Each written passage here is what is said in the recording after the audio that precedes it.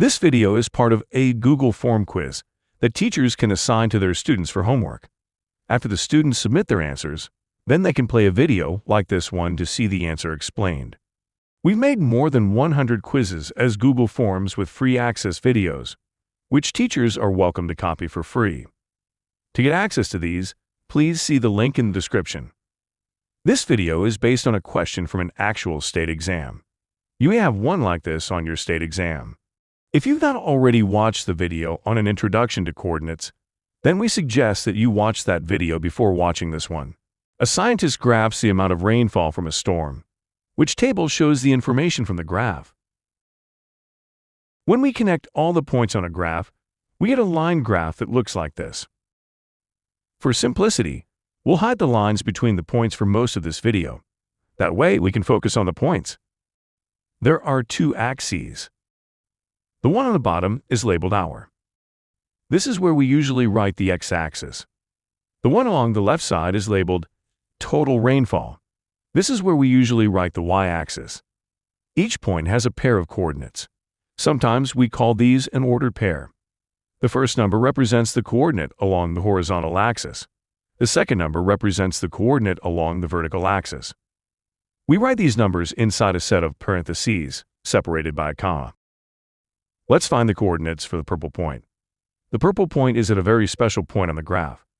This point is called the origin. The purple point's value for hours is 0, and the purple point's value for rainfall is also 0. Even though there is just a single 0 here, the 0 is part of both sets of numbers. The 0 is part of the hour numbers that run along the bottom, and the 0 is part of the rainfall numbers that run along the left side.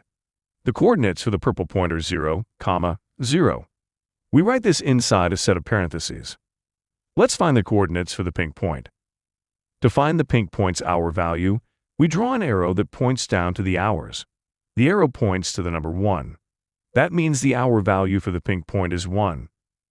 To find the pink point's rainfall value, we draw an arrow that points towards the rainfall numbers. The arrow's tip is halfway between the 0 and the 2. The number halfway between 0 and 2 is the number 1. That means the rainfall value for this point is 1. The coordinates for the pink point are 1, 1. We write this inside a set of parentheses. Let's find the coordinates for the blue point.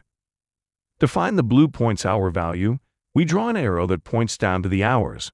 The arrow points to the number 2. That means the hour value for the blue point is 2. To find the blue point's rainfall value, we draw an arrow that points towards the rainfall numbers. The arrow's tip is halfway between the 2 and the 4. The number that's halfway between 2 and 4 is 3. That means the rainfall value for this point is 3. The coordinates for the blue point are 2, 3.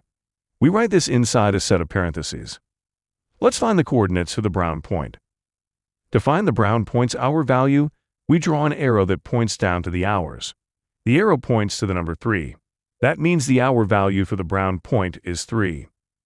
To find the brown point's rainfall value, we draw an arrow that points towards the rainfall numbers. The arrow's tip is halfway between the 4 and the 6. The number that's halfway between 4 and 6 is the number 5. That means the rainfall value for this point is 5. The coordinates for the brown point are 3, 5. We write this inside a set of parentheses. Finally, we summarize this information in a full table. Sometimes you'll see the information displayed in a simple table that has its outer border removed and the lines between the rows removed. For this problem, the answer choices are formatted as a full table. Choice A is correct.